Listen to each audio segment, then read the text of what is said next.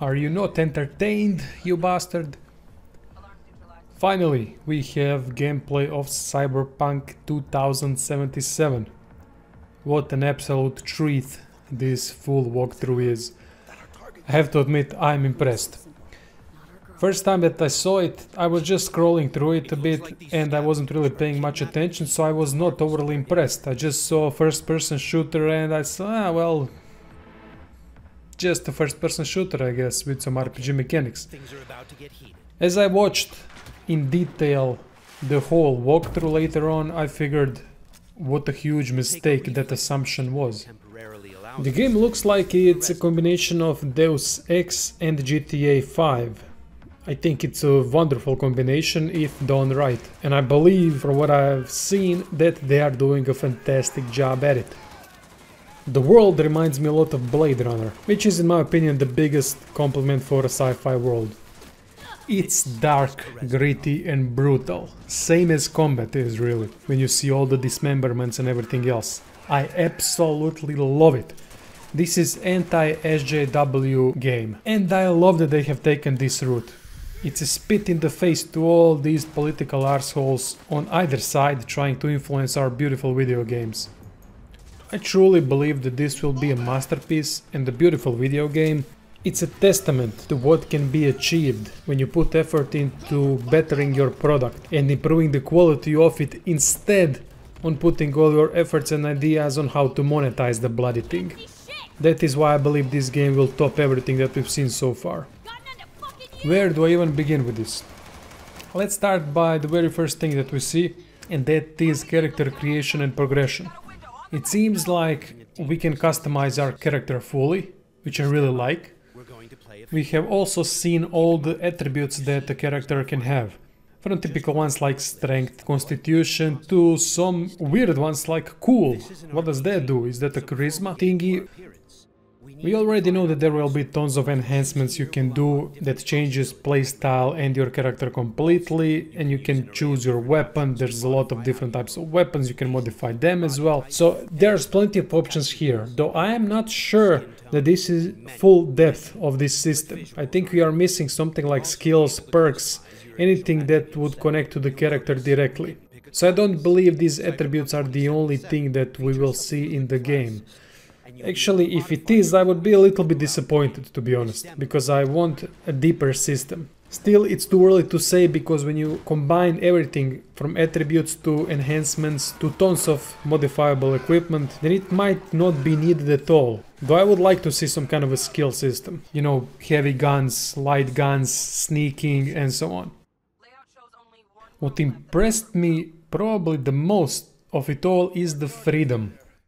When you watch this whole segment, you can appreciate the greatness of this game. The world feels fluid, dynamic, vibrant, it's dark and gritty and brutal, absolutely wonderful. Everyone's got a personality, characters are amazing, voiceover is done perfectly, though I have some issues with the lip sync, but I believe those will be corrected when the game releases. I feel like lip sync is not the best, but I love the personalities of these characters. Everyone feels completely different. Everyone's got their own agenda, everyone's got their own mind on how they want to solve a certain problem, and I absolutely love that. But I did not expect anything less from CD Projekt Red. I'm in love with this world. This world is amazing. I can't wait to explore it. All these little things, those commercials adjusting to your main character, trying to sell you stuff. Then those vendors talking to you when you're walking near them, trying to sell you weapons, saying that they already have a new weapon in store for you. I mean, mind-blowing attention to detail. Try out our pressure and let your tongue amaze. Yum. Hey, you're all 45. It's ready. This is Wilson, one of Night City's many gunsmiths. We won't be checking his wares today, but you can purchase and upgrade your weapons and gear throughout the city. Later then. Cyberpunk 2077 is set in Night City, a bustling metropolis located on the coast of the free state of... What impressed me the most is freedom of choice in quests. This whole segment was one big quest that is fully connected. The amount of choices and the amount of different outcomes it can present is just mind-blowing. I mean, just remember all these choices that you've seen. Do you even want to talk to Dex, the guy that gives you the quest? Do you even want to talk to that woman that's near the car? Do you even want to do the peaceful solution or just want to take the gun from the bodyguard? How it all plays out, for example, that was the option that was most interesting to me, to take the gun away from the bodyguard. How would that play out? You might not even get to that hidden faction, those humans that are trying to become full robots. And they are really an interesting faction to see. Then you have that guy, the main guy, Royce, whatever his name is. Then you have the boss fight with him. I mean, just think of the possibilities here. And they end the whole video on notes such as, and this is only one quest, imagine the freedom of everything that you can do in different quests and how it's all going to connect to the world. That's just, I don't know how that will play out in the end. No one knows. But this is truly impressive. If half of the game's quests will be like this one, we are in for something absolutely mind-blowing altogether. Imagine all the things, all the choices and how it will affect the world around you for all these different quests. For example, you could have seen the first faction that you encountered that they were battling with, those scavengers, disgusting bastards trying to steal components, body parts, whatever. After you defeated them, they were trying to get you while you were on the world map, driving around. That's a consequence of standing up to them. So overall, this was the most impressive thing about the game altogether that I've seen. The world, the freedom, the characters, voice acting, everything just clicks. What's insane is that this game won't have loading screens at all. How is that even possible? This huge world, no loading screens. That can be an issue though. If there are no loading screens, I suspect there's going to be a lot of pop-in textures, which is absolutely horrible. I'd rather take loading screens than pop-in textures. Though that's just my assumption, nothing more. Let's talk about almost equally impressive gameplay. It's a first-person shooter-based gameplay, which I don't want to go too much into since there's nothing else to say besides it really is fluid, it looks wonderful, it feels good. There's an impact in these bullets, you can dismember body parts, which I absolutely love. What I really like is the fact that you can damage all the things around you, the environment. You'll see bullet holes on the walls, pillars will take damage, making them thinner and thinner. You'll have to jump from cover to cover all the time. It really plays out wonderfully. I don't have a bad thing to say about it.